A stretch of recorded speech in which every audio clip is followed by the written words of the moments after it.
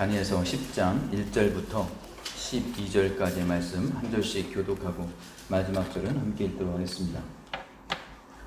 바사왕 고레스 제3년에 한 일이 벨드사살이라 이름한 다니엘에게 나타났는데 그 일이 참되니 곧 큰 전쟁에 관한 것이라. 다니엘이 이 일을 분명히 알았고 그 환상을 깨달으니라. 그때 나 다니엘이 새 일에 관하여 슬퍼하며 새 이레가 차기까지 좋은 떡을 먹지 아니하며 고기와 포도주를 입에 대지 아니하며 또 기름을 바르지 아니하니라.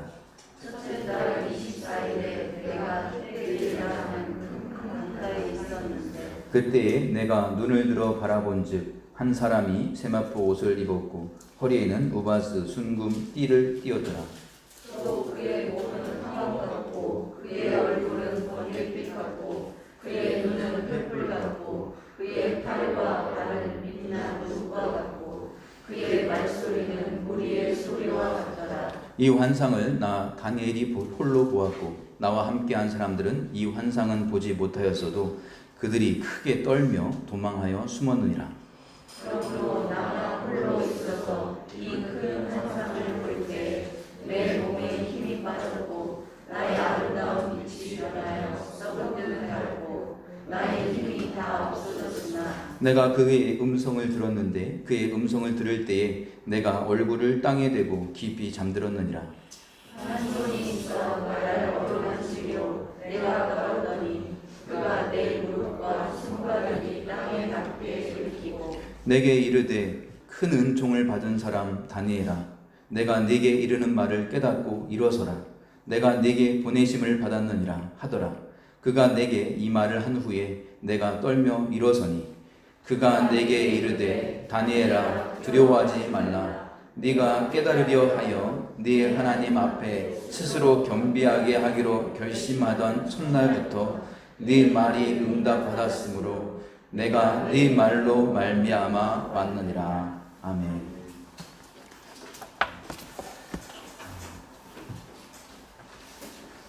코로나19가 또 이렇게 많이 확산이 되고 또 안양, 분포, 또 성남 또 확진자가 계속 늘고 있어서 참 걱정입니다. 오늘 또 여러 가지 이유로 인해서 오늘 이렇게 못 오신다고 문자 오신 분들도 계신데 속히 이 코로나 사태가 빨리 종결이 되어야 우리 성도님들과 우리 이 나라가 다시 회복이 될 터인데 우리 같이 계속해서 함께 기도해 주시기를 바랍니다. 지난 주일에 다니엘은 고레스 원년, 바로 하나님이 약속하신 그 해에 이제 70년 후면 돌아온다고 얘기를 했던 그 예레미야의 책, 예레미야 예언서를 읽었습니다.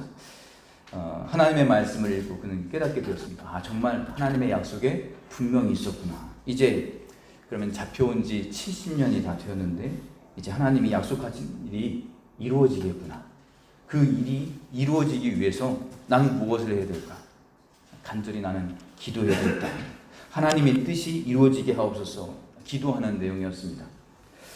우리 예레미야 25장을 한번 찾아보겠습니다. 예레미야의 어디에 이 말씀이 있는지를 한번 찾아보겠습니다. 예레미야 25장 구약성경 1090면 구약성경 1090면 예레미야 25장 11절부터 13절까지 한번 보겠습니다. 다니엘이 지금 이 말씀을 읽었습니다. 예레미야 25장 11절부터 13절 구약성경 1090면 한번 한 목소리로 함께 읽겠습니다. 시작.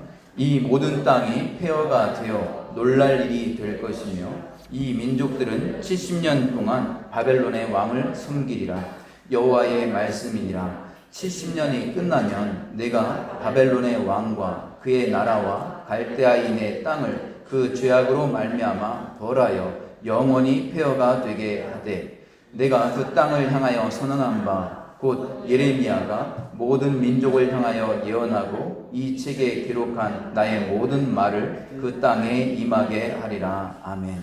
여기서 보시면 11절에 이 민족들은 70년 동안 바벨론의 왕을 섬기리라. 바벨론 포로로 이제 끌려가는 그 말씀을 하는 것이고요. 12절에 그런데 여호와의 말씀이니라 70년이 끝나면 내가 바벨론의 왕과 그의 나라와 갈대아인의 땅을 그 죄악으로 말미암아 벌하여 영원히 폐허가 되게 하되 70년이 되면 이 바벨론이 망할 것이다라는 것을 예언하는 말씀이에요. 이 말씀을 다니엘이 읽고 이 일이 속히 이루어지게 해달라고 기도했다라는 겁니다.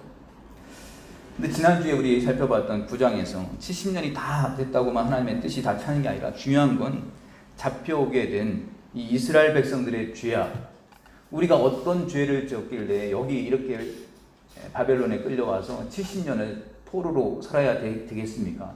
이것을 다시 한번 되돌아보면서 하나하나 이스라엘 백성들이 저지른 죄악에 대해서 회개하는 그 긴 회개의 기도문을 우리가 보았습니다. 우리가 범죄했고 하나님의 말을 듣지 않았고 우리가 하나님을 배역했었습니다 라고 하는 아주 긴 회개의 기도를 했습니다.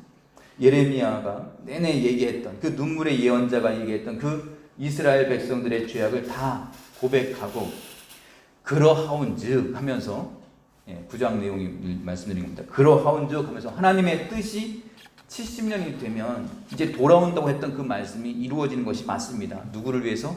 주님을 위해서, 주 자신을 위해서, 우리를 위해서가 아니라 우리가 무슨 공의가 있어서가 아니라 하나님이 하신 말씀의 신실하심을 위해서, 하나님의 말씀이 이루어진 것을 온 열방을 다 보게 하기 위해서 이거 이루어 주시기를 원합니다 하면서 아주 안타깝게 간절히 기도하는 내용을 보았습니다. 약속의 때가 되었으니 그 약속을 이루어 주시옵소서 하는 기도였습니다. 말씀을 바탕으로 하는 기도였고 말씀을 붙잡고 하는 기도였습니다. 굉장히 그래서 가치가 있는 기도였습니다. 근데 여기서 생각해 봐야 할 것은 9장과 지난주에 봤던 9장과 오늘 볼 10장의 차이입니다. 무슨 차이가 있는가? 9장에서는 이제 바벨론이 망하고 이스라엘이 백성들이 이스라엘로 다시 고향으로 돌아가기만 하면 될 것 같았어요. 이제 70년이 차고 이스라엘 백성의 포로로 잡혀있는 이 바벨론에서 고향 땅 이스라엘로 돌아가기만 하면 모든 게 다 해결될 줄 알았습니다. 그런데 오늘 10장의 내용은 무엇인가? 그게 아니다라는 겁니다. 분명히 고레스 원년에 이스라엘 백성들은 돌아가라 라는 명을 받고 돌아가라 했는데 사람들이 얼마 돌아가질 않았어요. 몇 명 돌아가지 않았어요.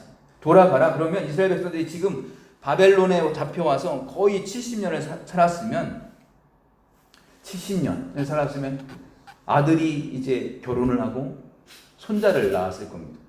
그리고 또 그 손자가 손자를 지금 70년이면 막 굉장히 처음 올 때보다 많은 숫자로 늘어났다는 거예요.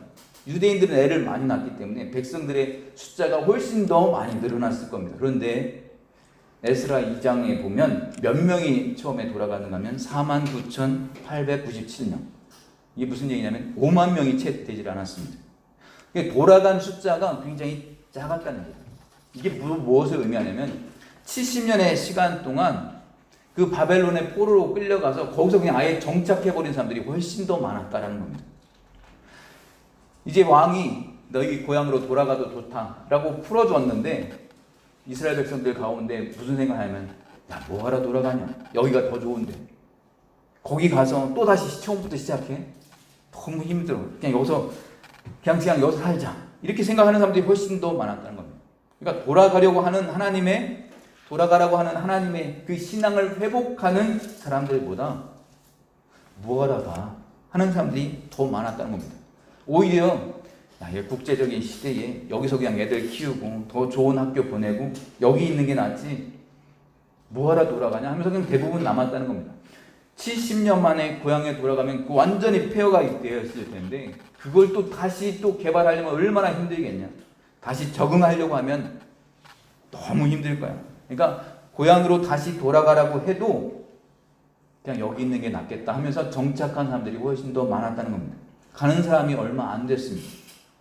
우리가 이게 우리의 꿈이 9장과 10장 사이에 있습니다. 우리의 꿈은 항상 이 9장이 요것만 해결되면, 이 일만 해결되면 되겠지 하는 게 우리의 소망입니다. 이것만 해결되면 우리는 이때부터 정말 승승장구할 거야. 이제는 고생 끝이고 행복이 시작될 거야. 지금 내 눈앞에 있는 이 문제만 해결되면 이제 다 해결될 거야. 이런 기대감이 있습니다. 그런데 현실은 쉽지 않습니다. 그렇지 않다는 거예요. 꿈에 그리던 이 고레스 원년은 찾아왔어요. 70년이 됐고 이제 돌아가라는 허락을 받았는데 이스라엘 백성들의 반응은 너무나 냉담하다는 겁니다. 돌아가라고 했는데 안 가요. 그냥 여기가 좋사오니 하고 그냥 거기에 머무르는 겁니다. 그 와중에 이 10장의 일이 벌어지는 겁니다. 다니엘은 어땠을까요? 다니엘은 마음은 어땠을까요? 힘이 축 빠지는 거예요. 얼마나 황당했을까 하는 생각이 듭니다. 그동안 나는 이 바벨론에 하나님이 보내신 선발대라고 생각하면서 나 여기 와서 이제 이 고국이 해방되도록 다시 이 포로 생활 마치고 다시 돌아갈 수 있도록 처음부터 기도했던 사람이에요. 하나님의 약속이 이루어지는 것을 기다리면서 이제 그때가 되어서 돌아가게 된 것을 너무나 기뻐하고 그 기도한 응답을 받았다고 얼마나 좋아했는지 모를 거예요. 그러면서도 지난주에 봤던 것처럼 회개하면서 이 나라의 이 백성들의 죄를 회개하면서 기도하면서 지금까지 왔는데 회방이 됐는데도 사람들이 돌아가질 않아요. 이 문제 때문에 자기는 목숨을 걸고 기도했었는데 이 기도 때문에 자기는 사자굴까지 들어갔다 나왔는데 자기 백성들은 이 해방됐다는 소식에도 별로 반응하지 않은 겁니다. 그런 생각이 들었어요. 난 무엇을 위해서 살아왔나? 내 80평생을 바친 이 조선의 독립은 과연 무엇인가? 굉장히 허탈해하고 있는 힘이 쭉 빠져있는 다니엘의 모습이 10장에 등장한다는 겁니다. 우리도 그렇지 않습니까? 자식이 대학을 가면 대학만 들어가면 모든 문제가 다 해결될 줄 알았어요. 또 취직만 하면 또 다 해결될 줄 알았어요. 결혼시켜놓으면 또 다 될 줄 알았어요. 근데 이제 많은 성도님들이 있어요. 끝도 없고 한도 없고 계속해서 문제는 평생 따라오는 것 같아요. 오늘 그 말씀이 오늘 본문에 나오는 말씀, 다니엘에게 하나님께서 말씀하신 게 뭐냐? 민족의 독립과 해방, 그게 끝이 아니다.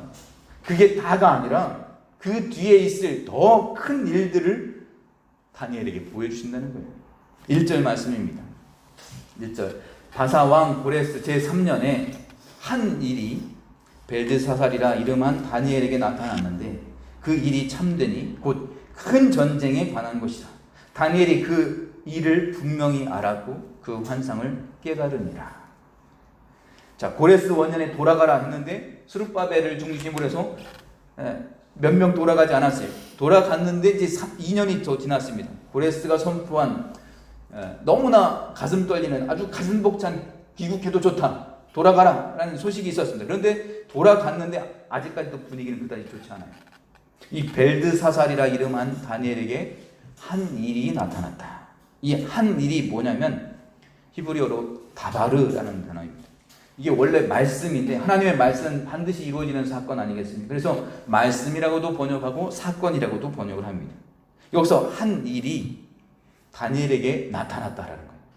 그러니까 말씀이 나타났다는 거예요. 한 말씀이 임했다라는 겁니다. 그런데 벨드사살이라 이름한 다니엘, 이게 뭐냐면 고레스 3년인데 다니엘은 돌아가지를 않고 있어요. 지금 돌아가라고 한 지가 2년이 지났는데 다니엘은 근데 왜 돌아가지를 않았는가? 다니엘은 여기에 벨드사살이라 이름한 다니엘 이렇게 표현한 게 뭐냐면 벨드사살로서 그냥 다니엘이 아니라 벨드사살로서 해야 될 일이 여기에 있는 겁니다. 바벨론 왕궁에서도 또 이어서 바사 왕궁에서도 자신의 역할이 있었다는 거예요. 그게 뭐냐면 왕을 보필하면서 왕을 이렇게 컨트롤한다고 해야 될까요? 컨트롤하는 게 자기에게 주어진 사명이라는 겁니다. 그러나 벨드사살이라 이름한 다니엘이기 때문에 여기서 해야 될 일이 더 많은 거예요. 그래서 가지 않고 남아 있었는데 이 일이 참되니, 이 말은 뭐냐면 이게 진짜 진리다. 하나님의 진실을 말씀하는데 이것은 큰 전쟁에 관한 것이다. 큰 전쟁이라는 말에 좀 논란이 있지만 이게 차바 가돌이라는 뜻입니다. 가돌이라는 뜻은 크다라는 뜻이고 차바는 이렇게 군대에 끌려가서 거기서 군대에서 복역하는 기간, 잡혀있는 기간, 이걸 차바라고 합니다. 그러니까 고난의 때 포로기, 이것을 차바라고 얘기합니다. 그래서 차바 가돌이라는 큰 큰 포로기, 큰 고난의 때가 올 것이다라는 것을 얘기한다는 겁니다. 그러니까 앞으로 이게 해방되고 끝난 게 아니라 큰 복역, 큰 고난, 큰 고통, 큰 어려움이 앞으로 다가온다는 거예요. 앞으로 뭔가가 더 큰 일이 있을 것이다 라는 것을 하나님이 보여주는 겁니다.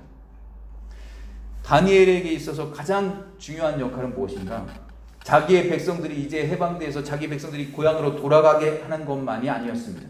역사적으로 보면 유대인 역사에서는 다니엘은 열심히 왕들을 옆에서 이렇게 보필하면서 로비를 해서 왕들에게 정말 그 마음을 이렇게 컨트롤해서 자기 고향으로 돌아가게끔 도와준 역할을 한 사람이다. 그래서 유대인들은 이 다니엘을 굉장히 추앙합니다. 그런데 성경에서는 뭐라고 하냐면 그게 끝이 아니라 돌아간 뒤에 더 큰 뭔가가 있다는 것을 보여주는 것입니다. 정말 큰 하나님이 보여주시는 게 있는데 그게 뭐냐라는 거죠. 그것을 다니엘이 분명히 알았고 그 환상을 깨달았다는 겁니다. 우리가 7장 이후로 지금 계속해서 많은 환상들을 보고 있습니다. 이 환상들의 핵심이 뭐냐면 핵심은 이스라엘을 점령하고 있었던 바벨론이 망해서 멸망해서 그것으로 끝이 아니라 그 뒤에 바사제국이 일어나고 또 바사제국이 끝이 아니고 그 뒤에 헬라가 일어나고 헬라가 끝이 아니라 그 뒤에 로마가 일어난다. 계속적으로 일어나고 이 제국들이 일어난다는 그 내용이 바로 환상의 내용이었습니다. 지금 이스라엘은 바벨론이 멸망했지만 바벨론만 멸망했다고 되는 게 아니라는 거예요. 바벨론만 망한다고 이스라엘이 다시 일어나는 게 아니라는 겁니다. 바벨론 다음에는 메대와 바사, 또 그 다음에는 헬라, 그 다음에는 로마가 계속적으로 이스라엘을 압제한다. 문제는 끝이 없다는 것이 중요한 겁니다. 고레스가 돌아가라 한다고 해서 그들이 완전히 이스라엘이 이제 문제가 다 끝난 게 아니라 여전히 세상을 지배하는 세력은 있다. 여전히 우리가 하나님을 예배하지 못하게 막는 세력들이 있고 하나님을 기억하고 하나님을 부정하는 세력들이 이 세상에 있다라는 것을 이 환상 가운데 보여주는 겁니다. 이게 뭘 얘기하는 거냐면 우리의 삶의 문제는 지금 내 앞에 있는 당장 하나의 문제만 해결된다고 해서 문제가 끝나는 게 아니다라는 거예요. 그 뒤에 계속해서 문제들은 찾아온다는 거예요. 어찌 보면 더 무서운 적들이 있고 더 큰 적도 있습니다. 이게 이제 차바가돌이에요. 크나큰 고통과 크나큰 전쟁이라는 말이 무엇인가? 이건 살아가면서 끊임없이 겪게 되는 우리의 영적인 전쟁을 말하는 겁니다. 우리는 이거 하나만 해결되면, 하나님이 이것만 해결해 주시면 우리는 너무나 좋을 것 같아요 라고 하지만 실제로 그렇습니까? 문제는 그거밖에 없느냐? 아니다라는 겁니다.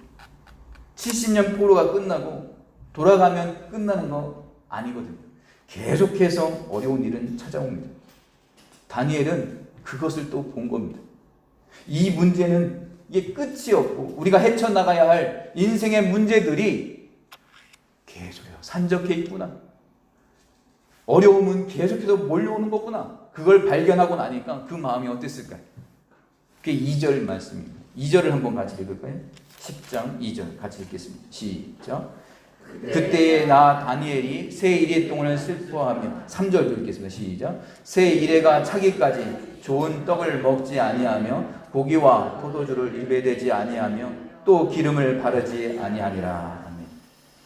새 이레라는 뜻은 37, 21일을 얘기합니다. 21일 동안 금식하며 통곡하며 기도하는 거예요. 해방됐다는 소식을 듣고서도 또 이렇게 금식하며 통곡하며 기도하는, 슬퍼했다라는 얘기는 사람이 죽었을 때 마치 장례식장에서 곡을 하듯이 그렇게 울었다는 겁니다. 왜 그랬을까요? 이미 70년 포로 기간 끝나면 다 될 줄 알았는데 그게 아니라는 거죠. 더더욱 그 민족에게 찾아올 이 더 큰 전쟁과 더 큰 어려움, 이것을 생각하니까 울 수밖에 없다는 겁니다. 계속해서 그는 금식하며 기도한 겁니다. 나라의 해방이 우리의 목적인 줄 알았어요. 그런데 그게 목적이 아니었더라. 그게 우리가 원하는 끝이 아니다라는 겁니다. 더 기도해야 될 것이 있고 더 구해야 할 것이 있다는 겁니다. 그게 과연 무엇인가 하는 겁니다.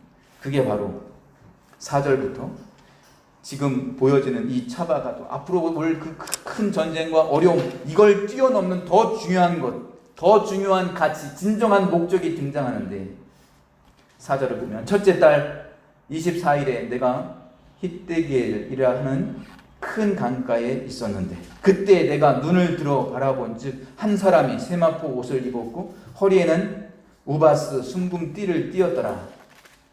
또 그의 몸은 황옷 같고 그의 얼굴은 번갯빛 같고 그의 눈은 횃불 같고 그의 팔과 발은 빛난 놋과 같고 그의 말소리는 무리의 소리와 같더라. 지금 6월절이 지난 무교절 기간이에요. 하나님께서 우리를 구원해 주셨음을 기뻐하면서 자기 자신을 돌아보는 기간인데 그때에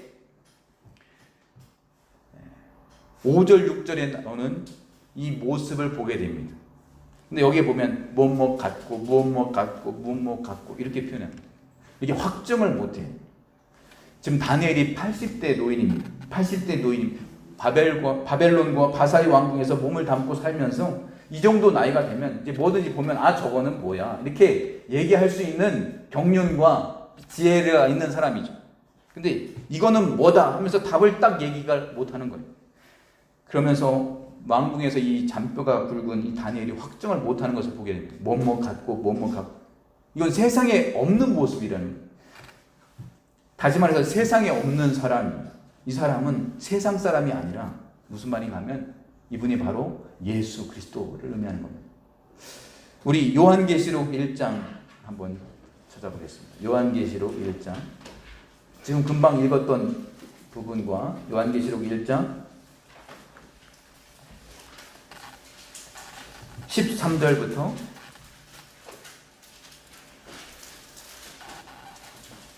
16절까지 13절부터 16절 요한계시록 1장 13절부터 16절 같이 한번 한 목소리로 함께 읽겠습니다. 시작.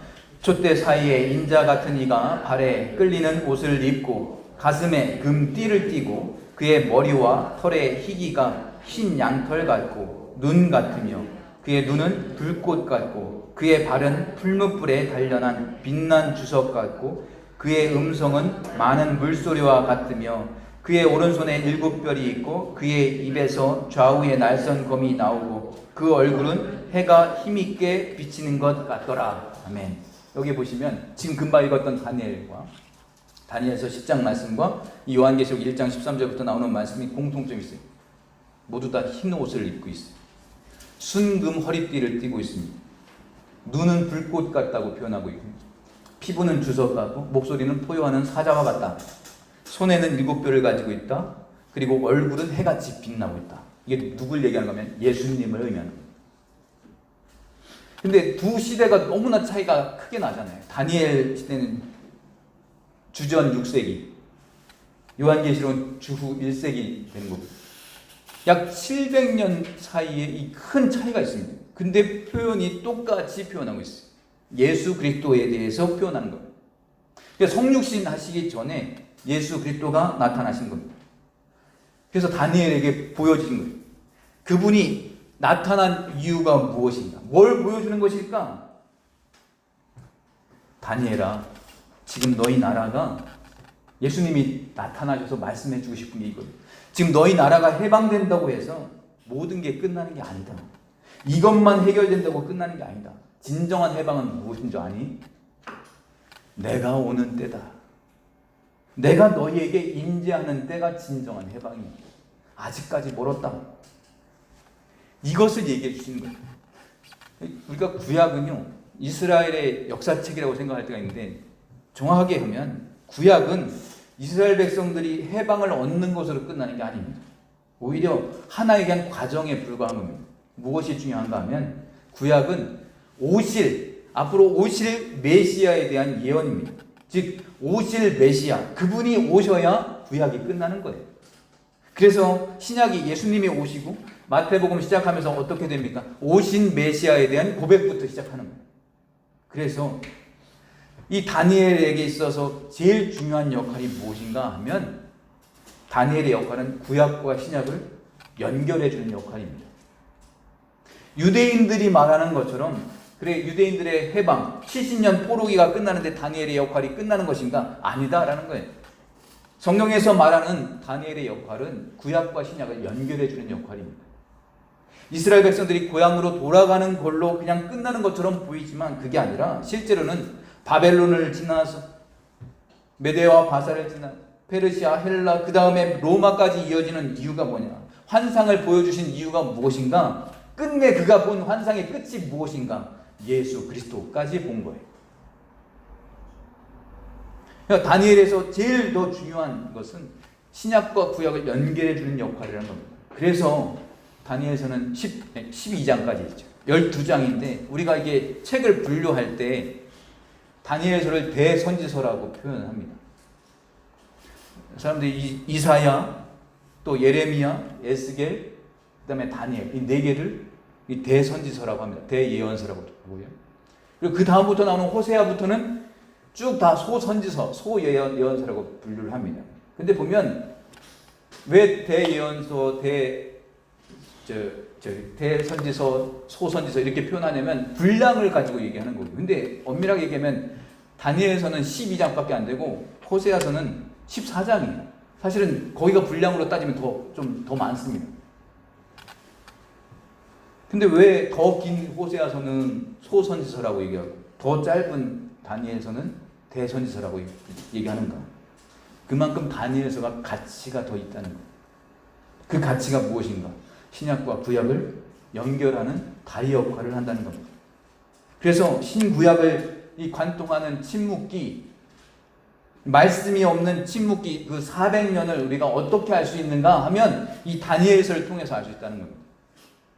400년 이 침묵기 이 기간 동안의 고대 제국이 바로 바벨론, 헬라, 바사 제국과 그 다음에 로마까지 이어진 이 제국 이 시기가 400년 기간입니다. 하나님께서 느부갓네살 왕을 통해서 보여주신 금신상과 꿈과 그 환상에 대한 해석, 그리고 그가 봤던 4가지 짐승에 대한 해석들, 그리고 그가 봤던 이 숫양과 숫염소에 대한 이 환상에 대한 해석, 그리고 오늘 결정적으로 10장에 등장하는 그를 만나주시는 예수 그리스도 이 환상을 통해서 우리가 정확하게 알 수 있는 건 뭔가? 하나님의 관심은 이스라엘 백성들의 역사가 하나님의 관심이 아니라는 거예요. 하나님의 관심은 이스라엘 백성들이 돌아오는 걸로 끝나는 게 아니라 도리어 그 이후로 벌어질 더 많은 고난과 아픔과 전쟁과 그렇게 이어질 역사적인 모든 일들, 그리고 그 모든 사건들의 끝이 무엇인가? 예수 그리스도라는 거예요. 거기까지가 구약의 예언인 것이고, 신약에서는 예수님이 오셔서 벌어지는 이 천국 복음을 전파하시고 고치시고 싸매시고 부활하시는 그 과정까지, 그리고 요한계시록에 나오는 예수님이 다시 오실 때까지 그 최후 역사가 완성될 때까지를 담고 있는 책, 이것이 신약입니다.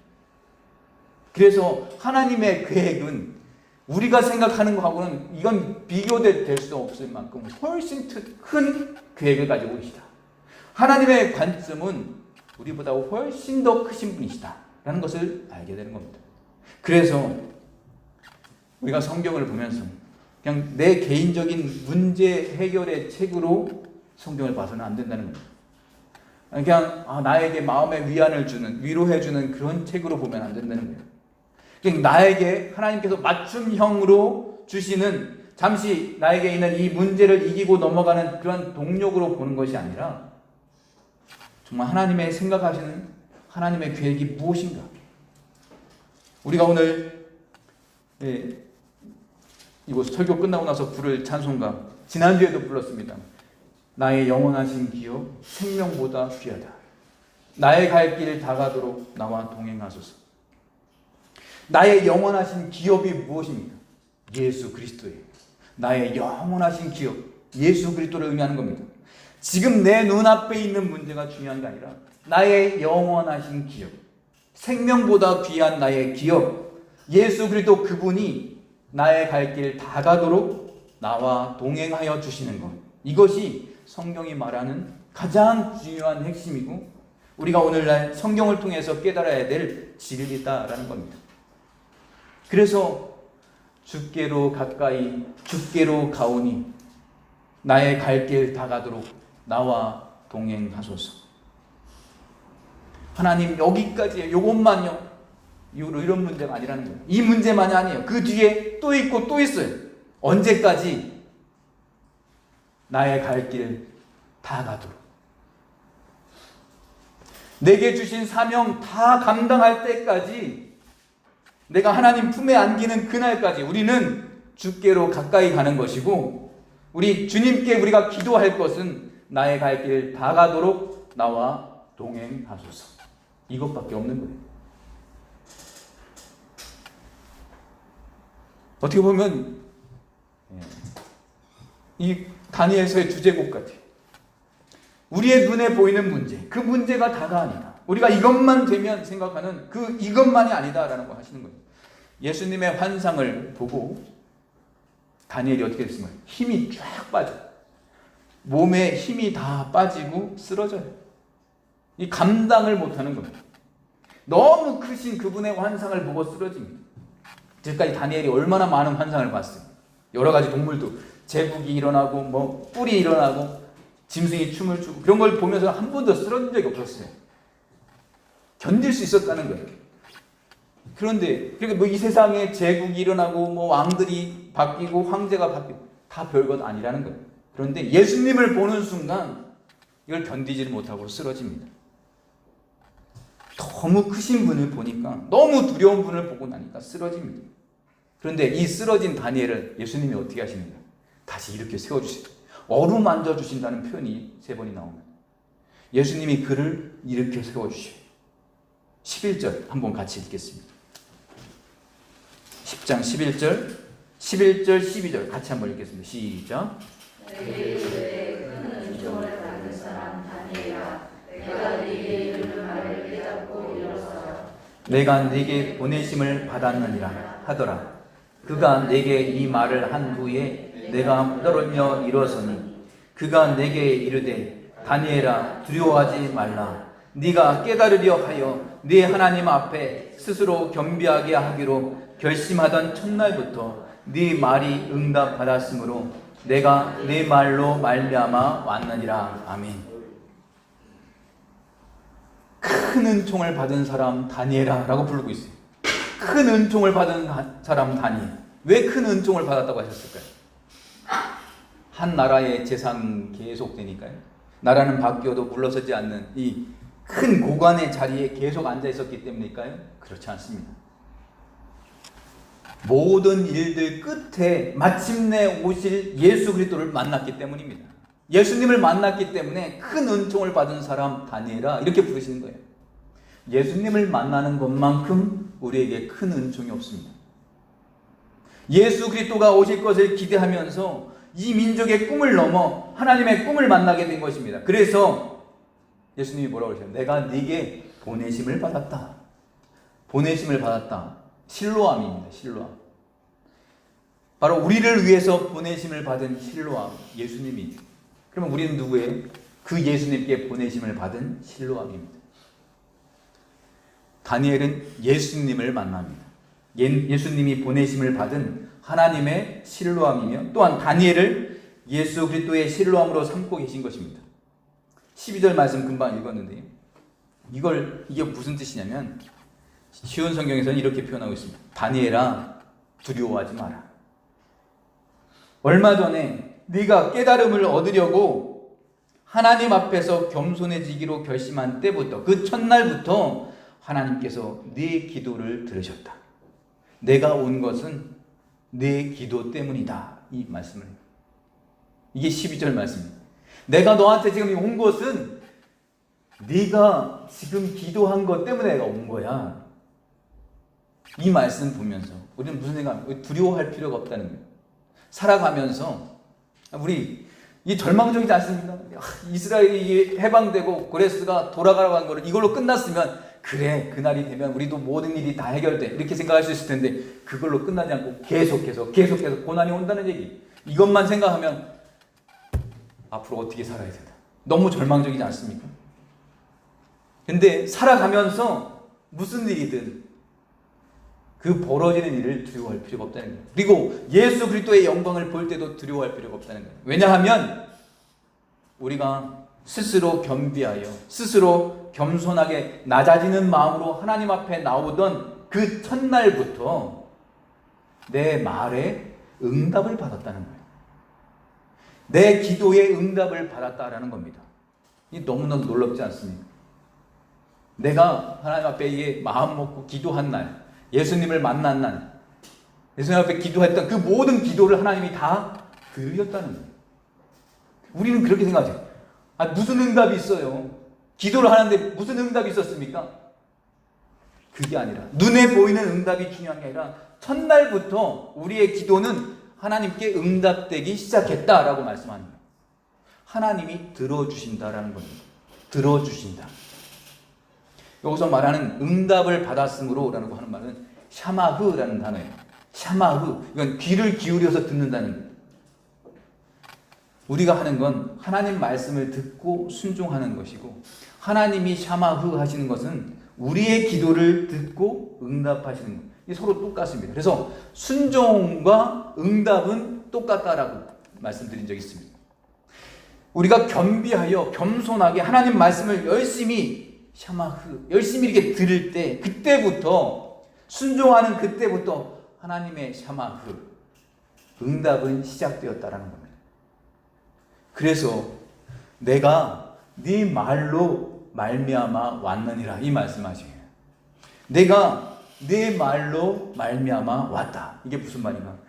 네가 기도한 그 기도대로 내가 응답이 되었다라는 거예요. 그래서 내가 여기 왔다라는 거예요. 예수님이 오셔서 지금 다니엘에게 말씀해 주신 것은 네가 지금까지 구한 것이 뭔 줄 아니? 나라의 민족의 구원이 아니라, 포로에서 돌아가는 게 아니라 네가 구했던 건 나야. 그래서 네가 기도했더니 내가 네 말로 말미암아 여기 왔어. 네가 정말 기도한 하나님의 영광이라는 건 바로 나다. 네가 정말 기도한 이 민족의 복이 바로 나였다라는 걸 얘기해 주는 거예요. 네 영원한 기업은 바로 나다. 예수님이 말씀해 주시는 거예요. 이게 오늘날 우리에게도 동일하게 적용됩니다. 여러분, 세상에 그 아무리 큰 것, 아무리 그 잡아가도 큰 고난, 너무나 큰 고난의 때 포로기, 이게 크게 우리에게 보여도 그게 우리를 어찌할 수 없다라는 겁니다. 큰 전쟁과 큰 고난과 이 코로나19로 인해서 이 어려움을 겪고 있지만 그 큰 일들이 우리를 어찌할 수 없다.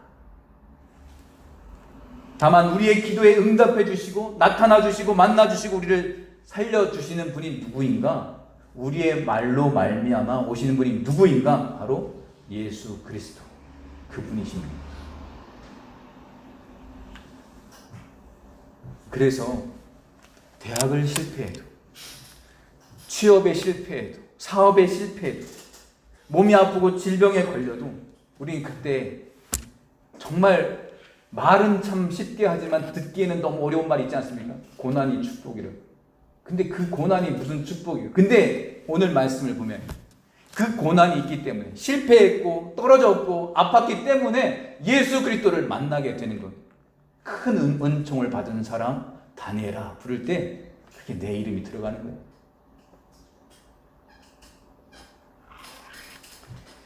이제 말씀을 맺겠습니다. 예수님께서 다니엘에게 뭘 제일 먼저 말씀하시나요? 두려워하지 말라.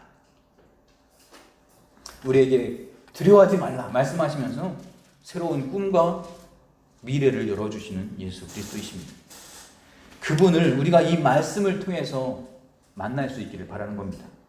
오늘 본문에서 읽지는 않았지만 다니엘 10장 같은 장의 18절 19절 한번, 예수님께서 다니엘에게 다시 한번 말씀하시는 게 있어요. 18절 19절 같이 한번 읽겠습니다.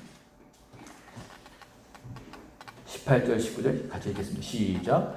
또 사람의 모양 같은 것 하나가 나를 만지며 나를 강건하게 하여 이르되 큰 은총을 받은 사람이여 두려워하지 말라. 평안하라. 강건하라. 그가 이같이 내게 말하매 내가 곧 힘이 나서 이르되 내 주께서 나를 강건하게 하셨사오니 말씀하옵소서. 아멘. 큰 은총을 받은 사람이여 두려워하지 말라. 평안하라. 강건하라. 강건하라. 2번 반복해.